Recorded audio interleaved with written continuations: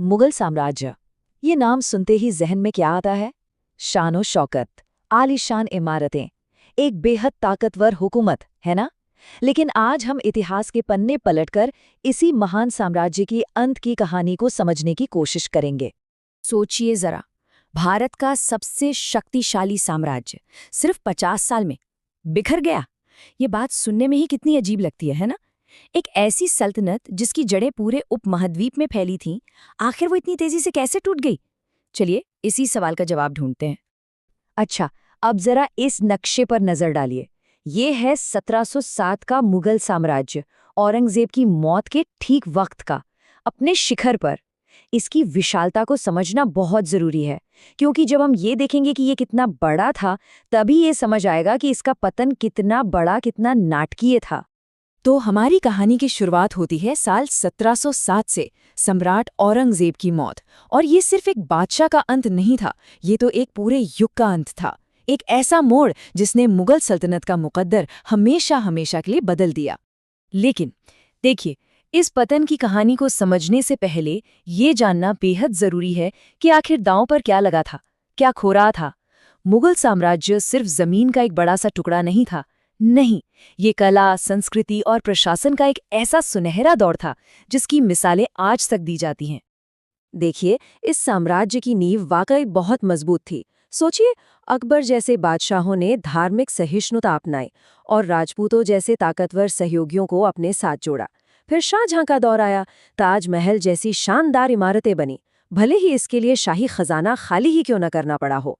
एक मजबूत शासक और एक वफादार अफसरशाही, असल में यही इस विशाल साम्राज्य की असली ताकत थी। पर कहते हैं ना, हर चमकती चीज सोना नहीं होती।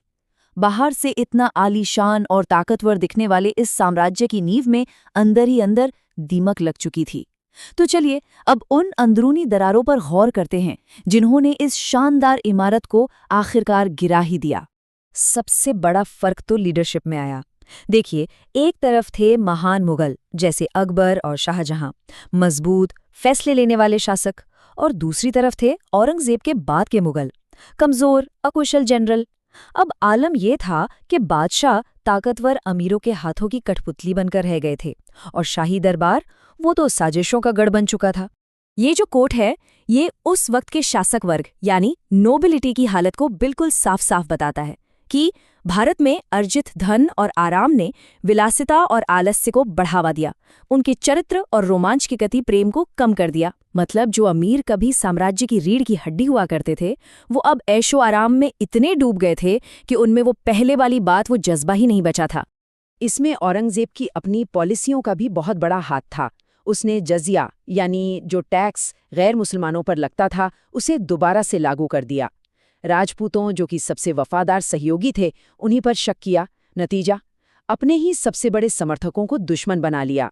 और फिर सिखों, मराठों, राजपूतों से सालों साल चली लड़ाइयों ने तो शाही खजाने को लगभग खाली ही कर दिया था। अच्छा, लीडरशिप और खजाने की बात तो हो गई। अब जरा साम्राज्य के उस पिलर पर आते हैं जो कभी इसकी सबसे बड़ी ताकत हुआ करती थी, यानी इसकी फौज। तो हुआ ये कि जो मनसबदारी सिस्टम था, मतलब जिसमें अमीरों को जमीन के बदले सैनिक रखने होते थे, उसमें करप्शन घुस गया।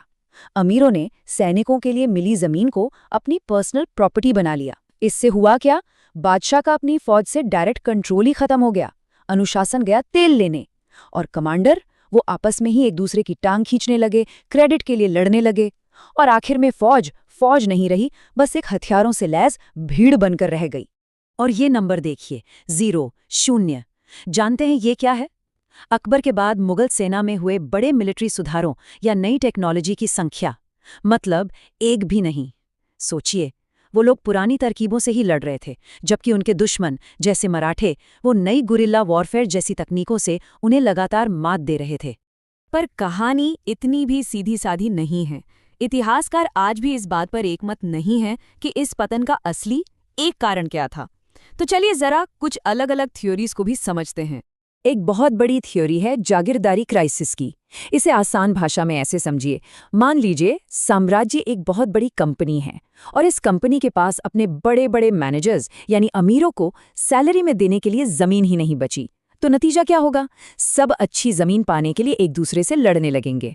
और बस यही हुआ, पूरा का पूरा सिस्टम ही बैठ गया। यहाँ पर कुछ बड़े इतिहासकारों के अलग-अलग विचार हैं।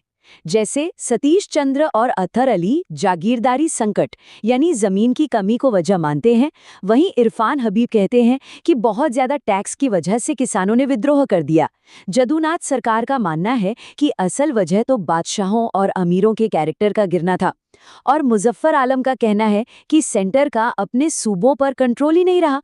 तो शायद असल कहानी इन सभी वजहों से मिलकर बनी है। तो इन सारी अंदरूनी कमजोरियों ने साम्राज्य को उस मोड़ पर लाकर खड़ा कर दिया जहां से वापसी का कोई रास्ता ही नहीं था। अब देखते हैं कि ताबूत में आखिरी कील किसने और कैसे ठोकी। ये टाइमलाइन देखिए, ये आखिरी पतन की कहानी है। शुरुआत हुई औरंगजेब के दक्कन में लड़े गए लंबे युद्धों से, जिसने खजाना और फौज दोनों को निचोड़ दिया। फिर 1707 के बाद तख्त के लिए एक के बाद एक खूनी लड़ाइयां हुई, जिसने साम्राज्य को अंदर से और कमजोर कर दिया। और फिर 1739 में आया नादिर शाह का हमला। उसने दिल्ली को इस बेरहमी से लूटा कि मुगलों की बची खुची इज्जत भी खाक में मिल गई।